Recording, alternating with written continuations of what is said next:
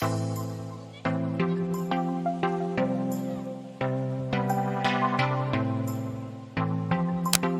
And welcome to SM learning curve. Investment account को आगे बढ़ाते हैं। पिछले लेक्चर में हमने देखा था कि एक्स इंटरेस्ट क्या होता है। हमने काफ़ी एग्जाम्पल्स सॉल्व किए थे और एक्स इंटरेस्ट को हमने बहुत अच्छे से किया है।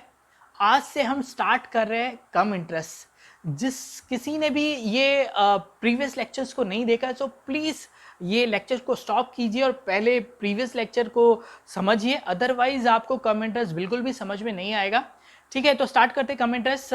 कम इंटरेस्ट क्या होता है? देखिए, एक्स इंटरेस्ट में हमने देखा था कि जो सेलर होता है वो बायर से दो चीज़ क्लेम करता है। एक तो कॉस्ट ऑफ डिबेंचर मांगता है, उसके साथ ही साथ वो इंटरेस्ट का अमाउंट भी क्लेम करता है।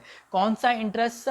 वो इंटरेस्ट जिस पीरियड में वो डिबेंचर सेलर के पास थे, उस पीरियड के इंटरेस्ट को वो बायर से क्लेम करता है। तो बायर दो अमाउंट पे करता है, कॉस्ट प्लस इंटरेस्ट। ठीक है, ये होता है एक्स इंटरेस्ट। अब कम इंटरेस्ट क्या होता है?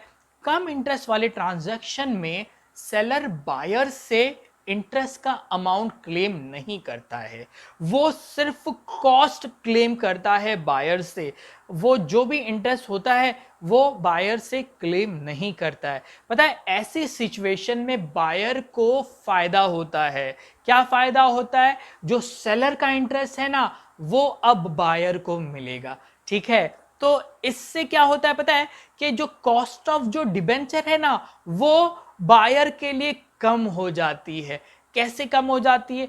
फॉर एग्जाम्पल 10,000 पे सेलर और बायर के बीच में ट्रांजैक्शन हुआ है। कुछ 1,000 डिबेंचर्स सेलर बायर को बेच रहा है। टोटल है 10,000 का अमाउंट है। ठीक है, जब बायर ने वो इंटरेस्ट कैलकुलेट किया, कौन सा इंटरेस्ट कैलकुलेट किया? जिस पीरियड में ये सारे डिबेंचर सेलर के पास थे, तो वो इंटरेस्ट का अमाउंट आ रहा है तकरीबन 2,000 रुपया आ रहा है। ठीक है, सेलर ने कहा कि मैं इसे कम इंटरेस्ट पे, आपको मुझे सिर्फ 10,000 पे करना है। ठीक है, इसका मतलब पता है क्या हो गया कि 10,000 ही फाइनली सेलर बायर सेलर को पे करेगा और जो 2,000 जो इंटरेस्ट का अमाउंट है ना, वो बायर को मिलेगा। मतलब नेट जो कॉस्ट होगी डिबेंचर की वो होगी 8,000। 10,000 माइनस 2,000, मतलब ये डिबेंचर बायर को सिर्फ 8,000 रुपए में पड़ा। ठीक है, ये होता है कम इंटरेस्ट। अगर ये सेम ट्रांजैक्शन एक्स इंटरेस्ट में होता तो सेलर बायर से इंटरेस्ट का अमाउंट भी क्लेम करता, जो था 2,000 और कॉस्ट थी जो है 10,000। तो सेलर बायर को टोटल 12,000 अमाउंट डिमांड करता।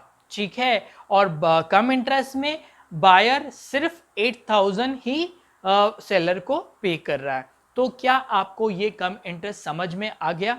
ठीक है, देखिए, इसके अलावा जो एंट्री होगी वो तो सेम होगी, एंट्री चेंज नहीं होगी। जो कम इंटरेस्ट एक्स इंटरेस्ट में एंट्री पास करते थे वही एंट्री कम इंटरेस्ट पे होगी, सिर्फ अमाउंट है वो चेंज हो जाएगा। तो एंट्री हमने सीखी थी, debenture account debited, interest account debited to bank account. अब ये सेम ट्रांजैक्शन है, इसकी हम एक्स इंटरेस्ट में भी और कम इंटरेस्ट में भी एंट्री पास करेंगे।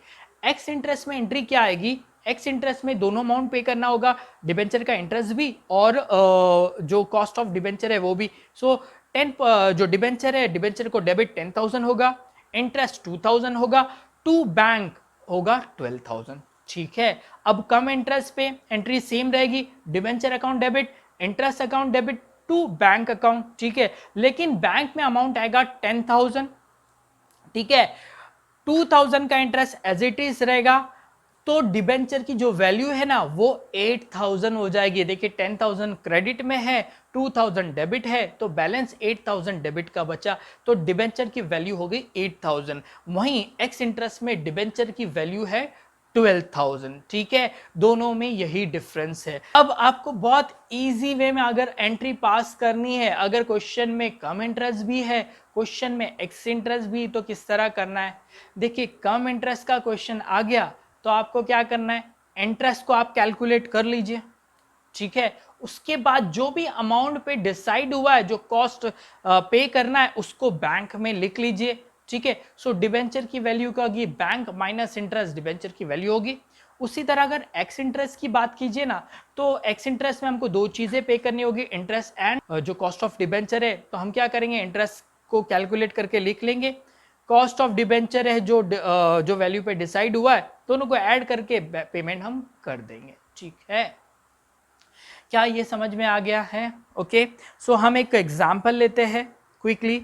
ओके, एग्जाम्पल है, on 1 November 2015 mister Yogesh purchase 1500 10% debentures at 95 come interest, face value is ₹100 and the accrual date of interest is 30th June every year. Okay, you are required to calculate amount payable to seller. Okay, तो कम interest का question है। कम interest में क्या करना होगा, जो amount decide हुआ है जो कि 95 रुपीज़ है, 95 इंटू 1500 अमाउंट वही पे होगा, ठीक है। सो किस तरह करेंगे, कॉस्ट लिखेंगे, कॉस्ट के अलावा इंटरेस्ट का भी कैलकुलेशन करेंगे, ठीक है। उसके अलावा कॉस्ट प्लस इंटरेस्ट क्या होगा, अमाउंट पेबल होगा, ठीक है। सो हम क्या करेंगे, यहाँ पर उल्टा जाएंगे, कम इंटरेस्ट में हम अमाउंट पेबल में पहले कैलकुलेट कर देंगे। तो अमाउंट पेबल कितना हो रहा है, 1500 इंटू 95, फाइनली इतना अमाउंट पे करना है, ठीक है। उसके बाद हम इंटरेस्ट का कैलकुलेशन करेंगे। इंटरेस्ट का कैलकुलेशन कैसे करेंगे, पीरियड ऑफ होल्डिंग कितनी है, देखिए अक्रूवल डेट है 30 जून, लास्ट इंटरेस्ट मिला था 30 जून को, और ट्रांजैक्शन हो रहा है 1 नवंबर को। सो जून के बाद आप नवंबर तक काउंट कीजिए, जुलाई, अगस्त, सितंबर, अक्टूबर, ठीक है। तो 4 महीने हो रहे, 4 महीनों तक ये डिबेंचर सेलर के पास थे। सो 4 महीनों का इंटरेस्ट हम कैलकुलेट करते हैं। टोटल 1500 डिबेंचर है, 1500 इंटू फेस वैल्यू जो कि 100 रुपीज़ है, इंटू 10/100 इंटरेस्ट का रेट है, इंटू 4/12 4 मंथ के लिए, ठीक है। सो देखिए इंटरेस्ट इतना हो गया और पेमेंट करना है 1,42,500। इसका मतलब पता है क्या है, कि हमारे को जो डिबेंचर है वो पड़ रहे हैं 1,37,500 में ही, ठीक है। मतलब सेलर को फायदा हो रहा है 5,000 का। क्लियर है, ठीक है। नेक्स्ट क्वेश्चन करते हैं quickly. Sir Yogendra sold 808% debentures at ₹101 cum interest on 1st April 2019, interest accrued on 30th September every year, face value is ₹100, ठीक है। क्विकली इसको कैलकुलेट करते हैं। देखिए अमाउंट जो पे करना है वो कितना है, वो है 800 डिबेंचर्स है इंटू 101, ठीक है। इसमें इंटरेस्ट भी इंक्लूडेड है, तो 80,800 आ रहा है। अब इंटरेस्ट का कैलकुलेशन करते, इंटरेस्ट कितना होगा, देखिए पीरियड ऑफ होल्डिंग देखते हैं, लास्ट इंटरेस्ट मिला था 30 सितंबर को। 30 सितंबर के बाद जो ट्रांजैक्शन हो रहा है वो 1 अप्रैल तक हो रहा है। तो काउंट कीजिए कितना मंथ हो रहा है, अक्टूबर, नवंबर, दिसंबर, जनवरी, फरवरी एंड मार्च, ठीक है।